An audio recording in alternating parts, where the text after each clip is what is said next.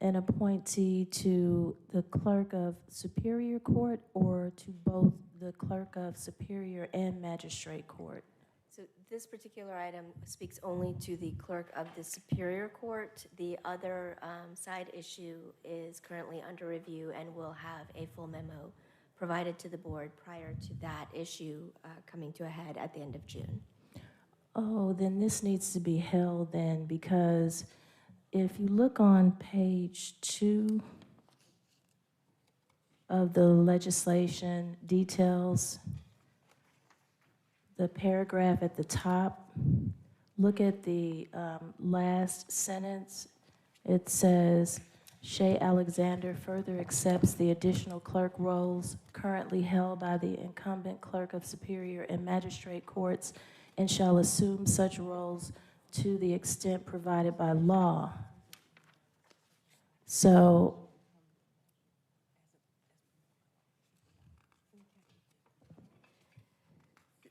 in the agenda summary, it says as permitted by law, and that is the issue that the board will be taking up as a secondary matter after it receives our opinion. okay, so that's something that's being worked on right now? Yes, Commissioner Hall. Okay, so then this item should be held so you can do the further work that you're doing on that particular legal issue? So I believe the board has two options. You can either take action today on the appointment as Superior Court Clerk pursuant to the statute, which actually you wouldn't even be taking action. It's just being spread on the minutes. So that's all that's happening today. And then you could take up the issue of your position, determining your position on whether or not that also entails acceptance of the magistrate court clerk's position as well at a subsequent meeting. Okay, but this literally says in here, and shall assume such roles to the extent provided by law. So you're saying even though it says Superior Magistrate Court, that it doesn't include the magistrate court functions? So the way that it's written, it's conditional upon what the law permits. So the fact that the appointee does not object to such additional duties doesn't automatically place those duties with her if the law doesn't otherwise permit. But does the law permit? So You're working on it. I am You're working on it, and, so and, this and at the doesn't make risk of sense. doing the same thing as last time and telling you what I believe it's going to say is that will be at the option of the board. Okay, well, that's too much ambiguity for me. So I'm going to leave that alone. I believe it needs to be held.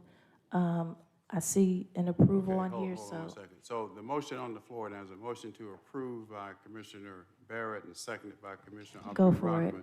Now, but no, just a minute. You making a substitute motion to hold?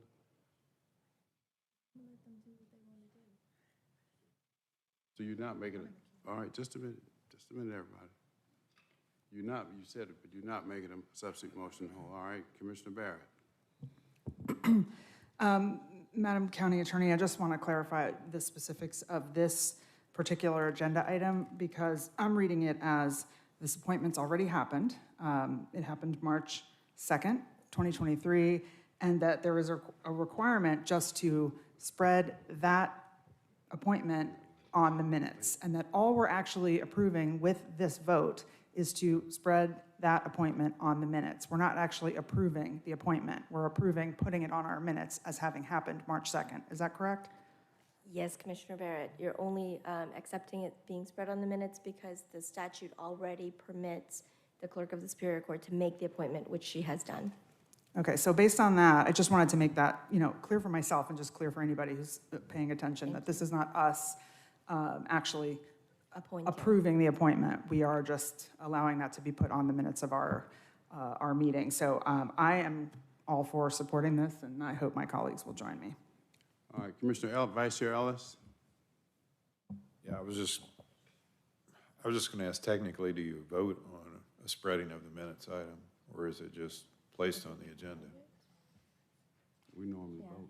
I mean, we originally anticipated this would be on the consent agenda and therefore just a bulk vote. The fact that it has been brought out as an individual item is the only reason it's coming up for a vote, but we view it as a pro forma vote just to allow it to be on the minutes. Okay. Okay, so we're gonna vote on it. So the motion on the floor is to approve. I want to put this all in perspective. This issue has been going on and it's not going away. And I want to make a prediction here. Hopefully you're all familiar with what's called a kabuki play. And what that is, in Japan, you go to the theater not to see what the ending is going to be, but to watch the performance of the actors. We know how, at least I know how this is going to play out.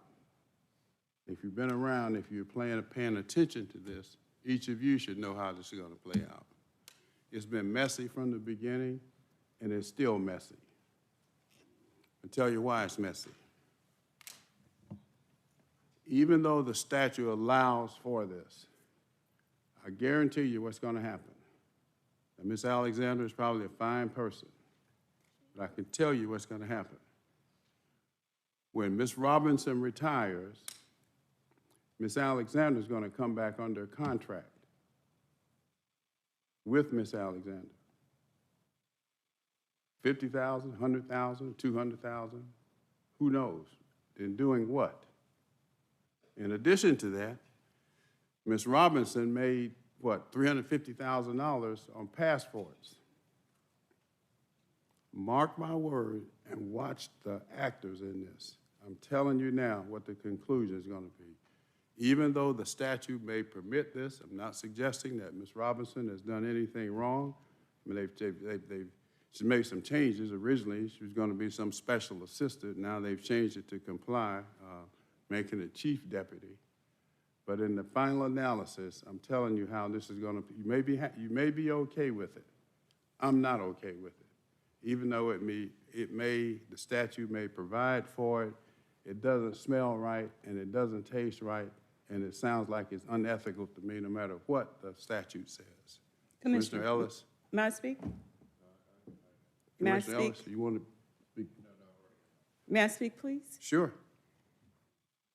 Chairman, I'm troubled by what you just said. The county attorney's office represents the office of the clerk of Superior and Magistrate Courts. Currently, I hold the office of the clerk of Superior and Magistrate Court. My name is Kathleen Tina Robinson. I have worked for this county since April of 1974, almost 50 years. It's time for me to retire. And I would like to do that in decency and in order. What you have just said is very disrespectful, it's insulting, and it's untrue. The county attorney's office advised what the law dictates I do, and that is to spread the appointment of the chief deputy clerk who will serve upon my retirement that I so richly deserve. So if there is a problem, this is what the county attorney has advised. And I assure you, Chairman, that I will retire and sit at home with my mama, my 87-year-old mother. That is the purpose. That is the reason that I'm retiring. My mother is aging. I am going to sit with her, take care of her, what I currently do, but I'm going to do it a little better. And I resent your statement. I truly do. I deserve better. I have given this county almost 50 years of my life. And that may mean nothing to you, but I assure you, it means a lot to the constituents that I've served. That's it? No. Continue. I would like an apology from you. Because you have made a prediction based on what? I don't have a clue. I would like an apology. That was very insulting. I have done nothing. You have seen nothing that would dictate your prediction. I don't deserve it. Ms. Alexander doesn't deserve it. She has had a consulting firm that the county just got an award for in Savannah. That was her expertise, that was her product. And you're going to insult me and her at this juncture? I would like an apology from you because you made the statement. Anything else? Am I going to get an apology? Not from me. You have the Okay, floor. all right, sir. All right, sir. But, All right, you know, Commissioner. again, these constituents that came up here doing public comment, the constituents that came up for Commissioner Thorne, the saga continues. When is this going to stop? When? What gives you the right to say what you said? Just because you hope you're sitting in that chair? Clerk Robinson, I have the floor. Let me, with all due respect, I'm upset. I know you are. I apologize to you. The chairman has his opinions. He has a right to his opinions, but so do I. I apologize to you. I thank you for your service of 50 years to this county. Have I always agreed? No. Have we had a relationship that we could talk? Yes, we have. And so thank you for your service. And Che, you already know we appreciate the work that you have done. And so what I say to you in this moment in time, as someone who has served Fulton County, I appreciate your years of service to this county. Che Alexander, I appreciate the hard work that you have done with Fulton County. When others were at home and you were working late at night to 2 and 3 in the morning. See, sometimes we have to be careful what we say because sometimes it may not come out the way we intended. And that's no disrespect to the chairman, because the chairman has his opinion, but I have mine as well. And so I apologize to you as one elected official to another, but more importantly, as a woman of color, and you represent the Fulton County taxpaying citizens. They elected you. So you owe nothing to anybody else but to them. So I apologize. I thank you for your service. I pray well for you and your family. And Ms. Alexander, thank you. Commissioner Barrett, you have the floor. I add my thanks for 50 years of service. Obviously, I've been here for 4 whole months of it, but thank you. And I know what it feels like to be personally attacked in a professional environment, so I'm sorry that that's happening. I just want to reiterate that, and I want to express my frustration. I think that every time the word clerk comes up in any agenda item, we seem to want to turn it into this, whether or not the clerk of Superior Court should or should not be the clerk of Magistrate Court. This is not the issue before us today. We should not even be discussing this today. This is merely what should have been a consent agenda item to spread on the minutes something that has already happened. So whether you agree that the clerk of Superior Court should be the clerk of Magistrate Court or not is irrelevant to today's agenda item. And again, I'm just going to reiterate that I support this, and I think we can have that conversation another day. Thank you for your comments, Commissioner Hall. Absolutely, thank you for your service, you and Shay. But I can't support this because there's too much ambiguity, and the county attorney's office has worked with me long enough, not just these 5.5 years that I've been commissioner, but also the 6 years that I was chief of staff, to Commissioner Garner, and she knows that I wait for the final word of the county attorney, so, but thank you absolutely for your service, and that's all that I'm looking for in this. Thank you. Commissioner Thorne, you have the floor. I just want to be brief, and, you know, I'm new in the little bit of time that I've worked with both of you.